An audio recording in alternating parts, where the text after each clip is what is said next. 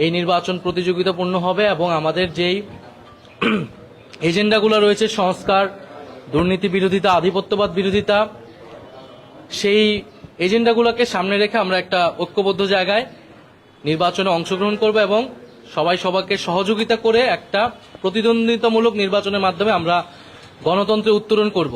এটাই আমাদের সবার প্রত্যাশা।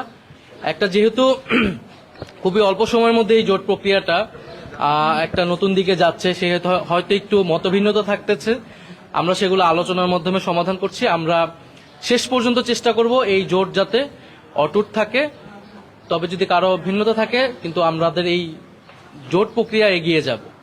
যে প্রশ্নটা করা হয়েছিল যে সবাই সবাইকে যে সহযোগিতা করবে, এই বিষয়ে কোনো আলোচনা হয়েছে কিনা, যেমন নির্বাচনের মাঠে?